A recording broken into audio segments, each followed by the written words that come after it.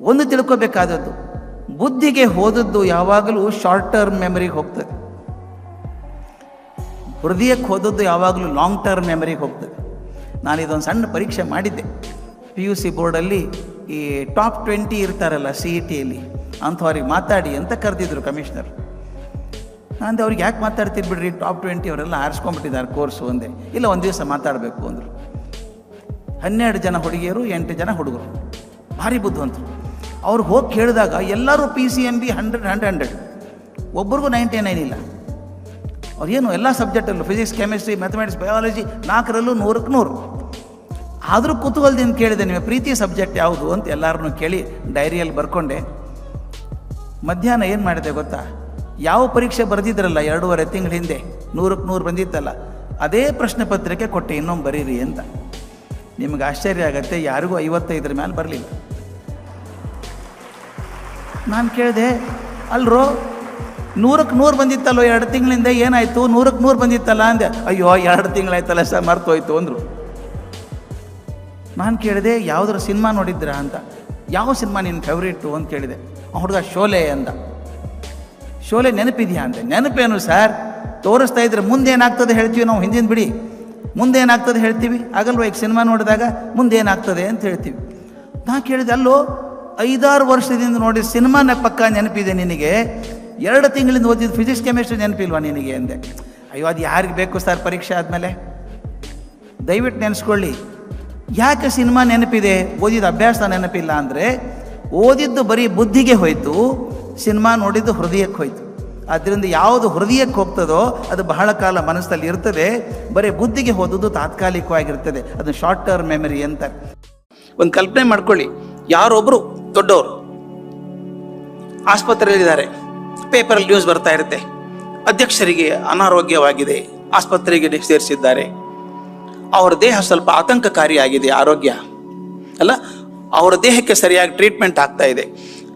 ಪ್ರಧಾನಮಂತ್ರಿ, ರಾಷ್ಟ್ರಪತಿಗಳು ದೇಹ ಅಂತ ಹೇಳ್ತಾರೆ, ಅಲ್ಲಿ ಕೆಲಸ ಮಾಡ್ತಾರೆ, ಅವರಿಗೆ ಟ್ರೀಟ್ಮೆಂಟ್ ಆಗ್ತಾ ಇದೆ. ರಾಷ್ಟ್ರಪತಿಗಳು ಆರೋಗ್ಯವಾಗಿಲ್ಲ, ದೇಹನಲ್ಲ ರಾಷ್ಟ್ರಪತಿಗಳು ಅಂತಾರೆ. ಅವಾಗ ಅಕಸ್ಮಾತ್ ಪ್ರಾಣ ಹೋದ ತಕ್ಷಣ ಮರುಕ್ಷಣ ಅರ್ಧ ಸೆಕೆಂಡ್ ಕೂಡ ತಡ ಇಲ್ಲ, ಏನು ಹೇಳ್ತಾರೆ ಗೊತ್ತಾ? ಅವರ ದೇಹವನ್ನು ಇಲ್ಲಿ ತರಲಾಗುವುದು. ರಾಷ್ಟ್ರಪತಿಗಳನ್ನ ಕರ್ಕೊಂಡ್ ಬರ್ತೀವಿ ಅನ್ನೋಲ್ಲ, ರಾಷ್ಟ್ರಪತಿಗಳ ದೇಹವನ್ನು ತಗೊಂಡು ಬರ್ತೀವಿ ಅಂತಾರೆ. ರಾಷ್ಟ್ರಪತಿಗಳು ಎಲ್ಲಿ ಹೋದ್ರು? ಅವ್ರು ಯಾರು? ಅವ್ರು ನಿಜವಾಗ್ಲು ಅವರ ದೇಹವನ್ನೇ ರಾಷ್ಟ್ರಪತಿ ಅನ್ಕೊಂಡಿದ್ವಿ ನಾವು, ಅವರಲ್ಲ ಈಗ. ಅಂದ್ರೆ ಯಾರು ನಿಜವಾಗ್ಲೂ ಯಾರು ಅವರು? ಎಷ್ಟು ವಿಚಿತ್ರ ಅಲ್ವಾ ಇದು? ಇದುವರೆಗೂ ನಾನು ನಾನು ನಾನು ಅಂತ ಬಡ್ಕೋತಾ ಇದ್ದೆ. ನಾನು ನನ್ನ ದೇಹ, ಹುಡುಗಿ ಹೇಳಿದ್ಲಲ್ಲ ಐ ಆಮ್ ದಿಸ್ ಬಾಡಿ ಅಂತ, ನಾನು ದೇಹ ಅಂತ ನಾನು ಅನ್ಕೊಂಡಿದ್ದೆ. ಇದಂದಲ್ಲ ಇದು. ನನ್ನ ದೇಹ ಅಂತ ಅನ್ನೋದಾದ್ರೆ ನಾನು ಬೇರೆ, ದೇಹ ಬೇರೆ. ಮತ್ತೆ ಅಲ್ಲಿಗೆ ಸುತ್ತಾಡಿ ಅಲ್ಲಿಗೆ ಬಂದೀವಿ ನಾವು. ಹಾಗಾದ್ರೆ ನಾನು ಯಾರು? ನಾನು ಯಾರು ಅಂತ ಗೊತ್ತಾಗೋದಕ್ಕೆ ಇದನ್ನ ಬಹಳ ಒದ್ದ ಪ್ರಶ್ನೆ ಕೇಳಿದ್ರು ರಮಣ ಮಹರ್ಷಿಗಳು, ತಿರುವಣ್ಣಾಮಲೈ ಸಂತರು. ಅವರು ನಾನು ಯಾರು ಅಂತ ಒಂದು ಪುಸ್ತಕ ಬರೆದಿದ್ದಾರೆ. ನಾನು ಯಾರು ಈ ಪ್ರಶ್ನೆ ಕೇಳಿದ್ರಿಂದಾನೇ ಅವರು ರಮಣ ಮಹರ್ಷಿಗಳಾದರು. ಅವ್ರು ಹೇಳ್ತಾರೆ, ಪ್ರತಿ ಸಲ ಕೇಳ್ಕೊತ ಹೋಗ್ಬೇಕಂತೆ, ಈ ಕೈ ನಂದ ಅಲ್ಲ, ಕಣ್ಣಂದ ಅಲ್ಲ, ದೇಹ ನಂದ ಅಲ್ಲ, ನೇತಿ ನೇತಿ ನೇತಿ ಇದಲ್ಲ, ನಂದಲ್ಲ ನಂದಲ್ಲ ನಂದಲ್ಲ ಅನ್ಕೋತ ಹೋದಾಗ ಏನೋ ಒಂದು ಉಳಿತದ. ಕೊನೆಗೆ ಏನು ಉಳಿತದೋ ಅದು ನಿನ್ನ ಅರಿವಿನ ಸ್ವರೂಪ ಅಂತ ಹೇಳ್ತಾರೆ.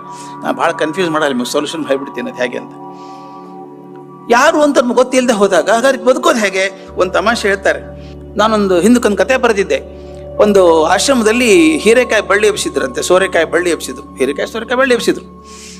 ಆ ಬಳ್ಳಿ ಆಗ್ತಿರ್ಬೇಕಾದ್ರೆ ಒಂದು ಸೋರೆಕಾಯಿಗೆ ಕೋಪ ಬಂತಂತೆ, ಇನ್ನೊಂದು ತುಂಬ ಹತ್ತಿರ ಬರ್ತಾ ಇದೆ ನನಗೆ ಅಂತ.